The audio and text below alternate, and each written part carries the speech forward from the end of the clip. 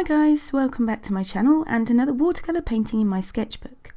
In today's tutorial I'm going to show you step by step how I painted this realistic looking pink rose and give you a few tips to help simplify what might initially look a bit challenging. So if you've ever wanted to paint a rose but have thought it too difficult, then I hope this video will help.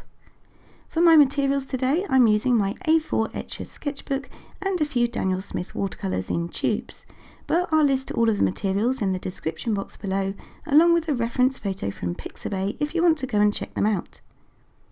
So the colours I'm using are Quinacridone Rose, Rhodonite Genuine, Pyrrol Scarlet, Hansa Yellow Light, and Jadeite Genuine. I also used some French Ultramarine blue later on too. But you definitely don't need to use the same colours as I'm using, so just use whatever colours you have. So the first step with any realistic painting is to get an accurate outline sketch onto your watercolour paper.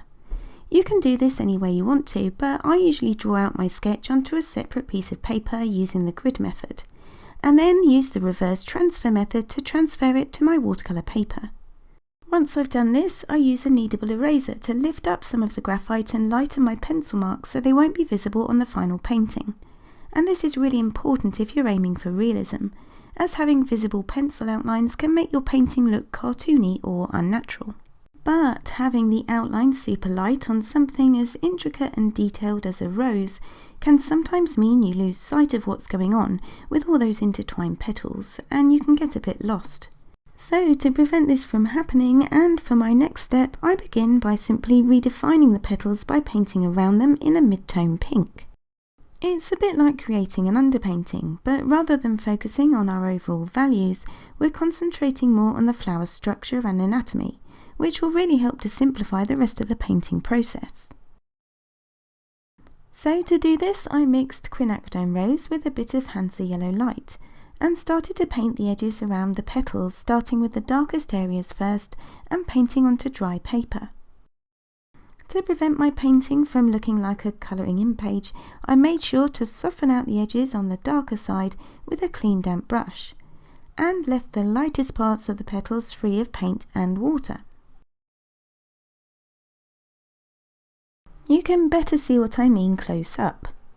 So I paint a line of watercolour where I see a hard edge between the light part of the petal and the darker part of the petal.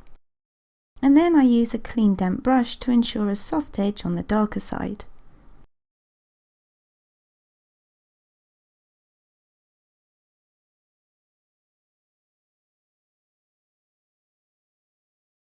It's important that you only outline areas where there are hard or defined edges at this stage.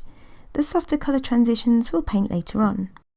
And in case you're not sure, a hard edge is where there is a distinct line between one colour or value and the next. And a soft edge is where there is a gradual transition from one value to the next. It's also important to adjust the concentration of your watercolour mix depending on how light or dark the petal is on the side you're softening. And you can do this simply by adding more water. But if in doubt, go lighter, as this step is really just to make things clearer, and you can always go darker with further layers.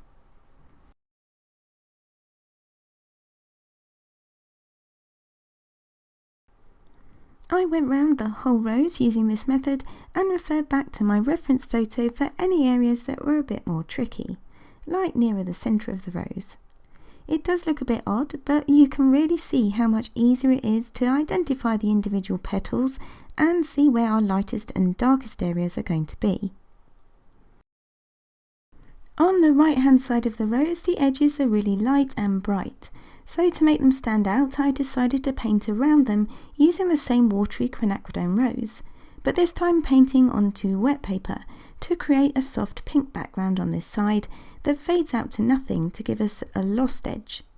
In any watercolour painting, it's nice to have a mixture of both soft and hard edges. So I'm using a larger size 12 round brush to pre-wet the paper around the rose before dropping in paint. I extended the waterline out further than I wanted the paint to go to ensure that nice soft edge.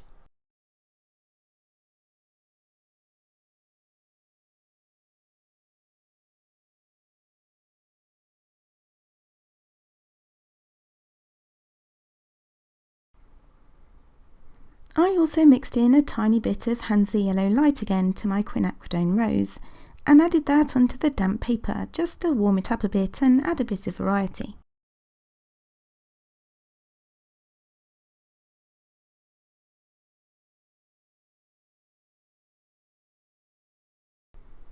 On the left hand side I wanted to paint in the suggestion of some leaves to start with and further define the shape of the flower petals here too. I mixed up my watercolour first using Jadeite Genuine and Hansa Yellow Light, and then pre-wet my paper around the petals with clean water before dropping in some loose leaf shapes.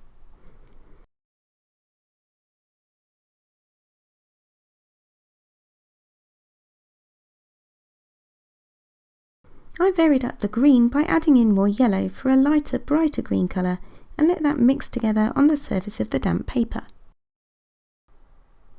I continue to paint in these loose leaf shapes all the way up this side and added in the suggestion of a stem. And then I let my paper dry completely before moving on. So now that's completely dry, the next step is to paint the petals. And a good tip before you start is to look back at your reference photo and swatch out the colours you're going to use on a scrap piece of paper. I noticed from this reference photo that whilst as a whole the rose is predominantly pink, some petals appear a warmer pink, having more yellow or orange undertones, and some are a cooler pink, so have more blue or purple undertones. But each one is slightly different, which is why if I'm aiming for realism, I like to paint flower petals one at a time, rather than painting them all at once in broader washes. So using my Quinacridone Rose as my base colour, I can add a bit of yellow if I want a warmer pink, or I can use it on its own or mix in some of the Rhodonite Genuine or a blue for a cooler pink.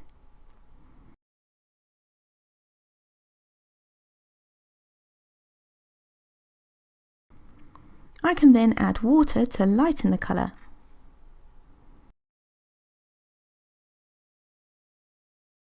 So with my pink tone mixed, I begin by painting the lightest petals first. It's a good idea to work light to dark with watercolour, as it's easier to go darker, but not as easy to go lighter. For this first layer I paint wet on wet, so pre-wet each petal in turn with my dilute pink mix, and then I can drop in more pigment where I see any darker areas. This helps to build shape and form to each petal really quickly and easily, and ensures nice soft paint edges.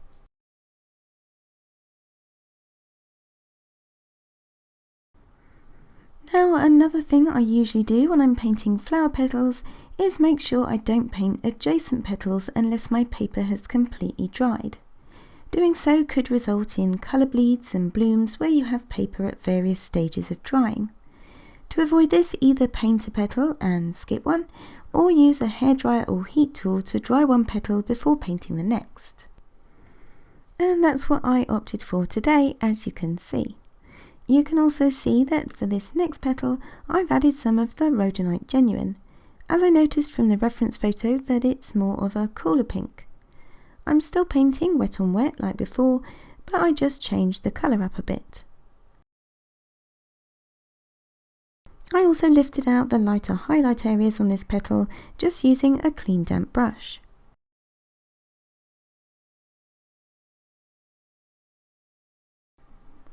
And then it was just a case of repeating the process for each of the other petals, all the while keeping in mind the fact that each petal may be slightly different.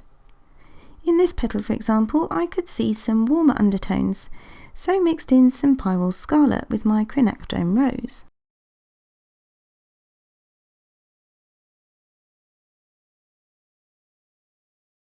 In contrast, on the lighter petals on the right hand side, I could see some cooler violet shades, so this is when I added some of the ultramarine blue to my palette that I mentioned earlier. I mixed it in with a bit of the Pyrrol Scarlet and painted this violet colour quite diluted onto the edges of the petals here.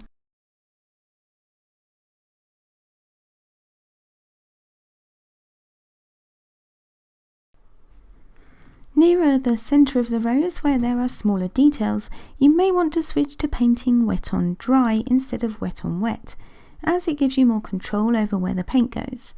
But where this could ordinarily be a tricky area of the rose to paint, it was really made a lot easier by the initial outline painting, and I really relaxed into the painting process as a result.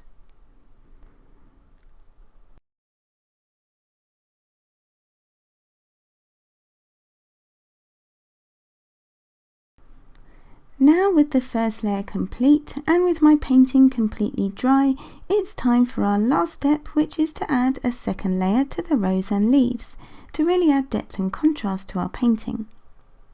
Watercolour does dry lighter, but one of the many reasons why I love it is its ability to build up multiple transparent layers and create a painting that's light, bright and luminous. I'm starting on the rose first, as once that's done I will be better able to judge how dark or detailed I want the background to be. But a lot of artists prefer to do the background first, so it's really up to you. I'm starting on the left hand side of the rose with this more mauve coloured petal. When adding subsequent layers in watercolour, as long as your first layer is dry, you can either re-wet it and work wet on wet again, or simply go in and paint onto the dry paper and soften out any unwanted hard edges using a clean damp brush. I used the wet on wet technique here as I wanted to add more of a mauve colour, as well as drop in some warmer shades and a few softer lines to add texture to the petal. I use it over here too to paint in some more concentrated quinacridone rose where I can see it on the reference photo.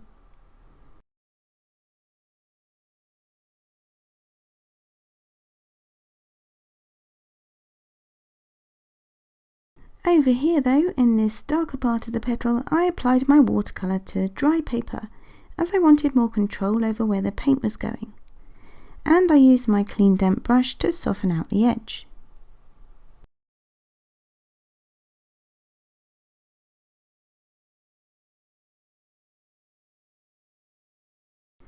I painted onto dry paper here too.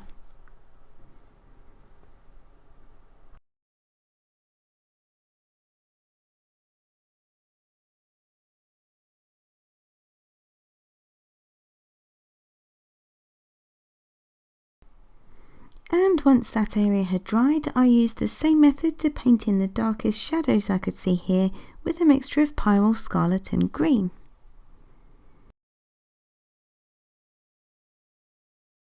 As you build up these darker values, you may find you need to adjust other areas of your painting too. This light pink petal here, for example, now appears almost white compared to the petals surrounding it, so I need to add a bit more colour. It can take time and patience to constantly make these adjustments as the painting takes shape, and if you've been working on a painting for a while, you don't always see what needs to be adjusted. So remember to take regular breaks and come at it with fresh eyes if you need to.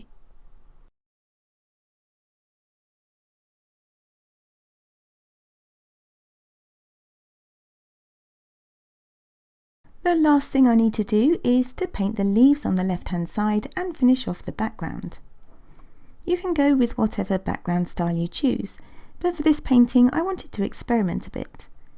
I watched a video here on YouTube recently by Anna Bucciarelli, and I'll link that video either in the card above or in the description box below.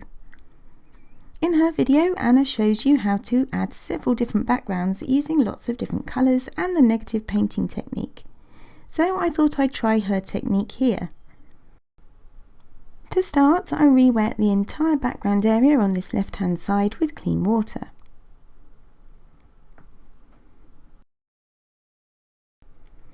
Then I dropped in a few different green shades,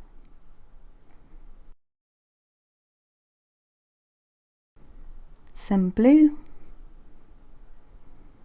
and some quinacridone rose, and let the colours bleed together on the surface of the damp paper.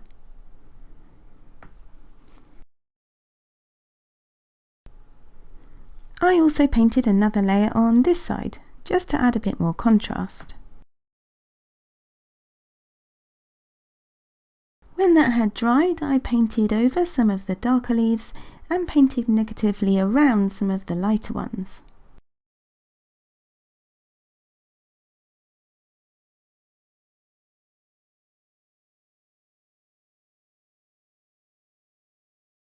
I obviously have a way to go with this style of background, but it was really fun to give it a try and experiment with a new technique, and with more practice I hope to improve.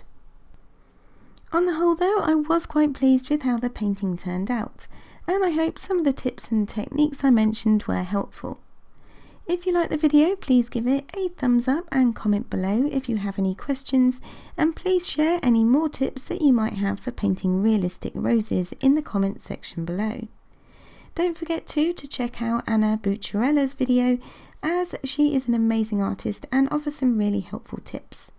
The children are back to school next week, so hopefully we can get back to posting more regularly on this channel, so make sure to hit the subscribe button and the bell to be notified as soon as I upload a new video. Thank you all so much for watching. Take care, have a great weekend, and I'll see you all in the next one. Bye!